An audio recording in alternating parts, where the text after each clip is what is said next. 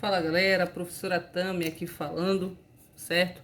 A dica de hoje é como você pode estar fazendo a fórmula eletrônica do cloreto de sódio, sal de cozinha e do monóxido de enxofre, beleza? Bom, a primeira coisa que você tem que entender é que quando você olhar para a estrutura, você vai ter que identificar qual é o tipo de ligação química que você tem. Então, observa aqui que você tem um metal, que é o sódio, no caso, o metal alcalino, e você tem um ametal da família 7A, que é um halogênio. O tipo de ligação que ocorre entre um metal e um ametal é aquela ligação que a gente chama de ligação do tipo iônica ou eletrovalente. Então, a partir do momento que você identifica o tipo de ligação, você vai fazer a fórmula eletrônica com mais facilidade. Por quê? Na ligação iônica, você vai ter o que a gente chama de transferência de elétron. Então, você transfere elétron do metal para o ametal. E aí, como é que você vai verificar qual é a quantidade de elétrons que você vai transferir do metal para o ametal? Você tem que achar a família desse elemento. Então, vocês sabem, né? Já que eu falei que o sódio é um metal alcalino, isso é a mesma coisa que dizer que ele é um elemento da família 1A. Nós sabemos que elementos da família A têm uma propriedade muito importante, que diz que o número da família é igual ao número de elétrons na última camada, que é a camada de valência, que participa da ligação. Então, a quantidade de elétron aqui do sódio disponível é 1. No caso do cloro, por ele ser um ametal, a gente tem que ficar ligado que ele é um ametal, mas que pertence ao grupo 7A. Lembra? Família A tem uma propriedade especial que diz que o número da família é igual ao número de elétrons da camada de valência. Então, ele aqui, o cloro, vai ter 7 elétrons.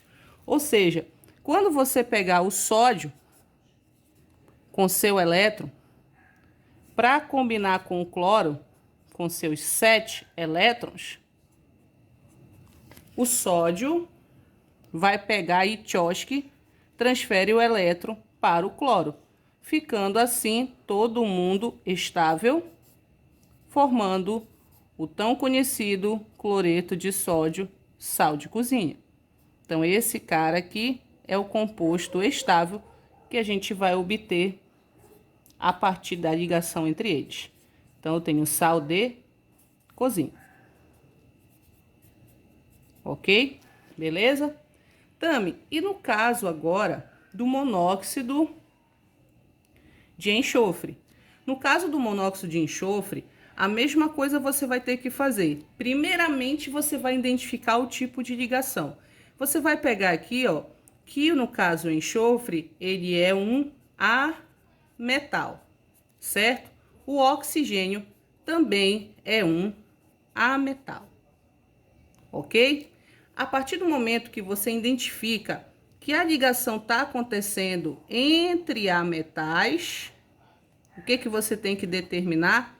O tipo de ligação que ocorre entre eles. Ligação do tipo covalente, também chamada de molecular, que vai acontecer com compartilhamento de elétrons. Aqui a gente vai compartilhar elétrons. Compartilhar no sentido de dividir esses elétrons, tá? O que mais está faltando? O enxofre, ele é um ametal do grupo 6A ou 16 ou calcogênio. Então, se ele é da família 6A, ele tem 6 elétrons na camada de valência. Destaca isso. O oxigênio também é um ametal do grupo 6A.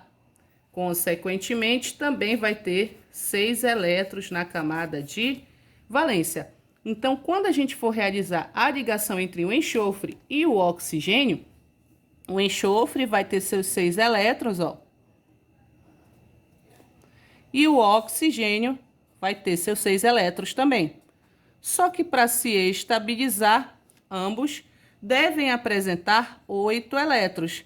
E aí acontece o compartilhamento de elétrons entre eles. Ó, no momento que o enxofre compartilha seus 2 elétrons com o oxigênio, tanto o enxofre fica com 8, quanto o oxigênio fica com 8, dando origem ao composto chamado de monóxido de enxofre.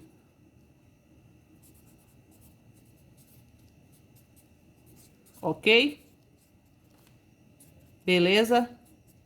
Então, é dessa forma que você vai realizar a fórmula eletrônica durante as ligações químicas, tanto na ligação iônica quanto na ligação covalente. Show? Tamo junto e até a próxima.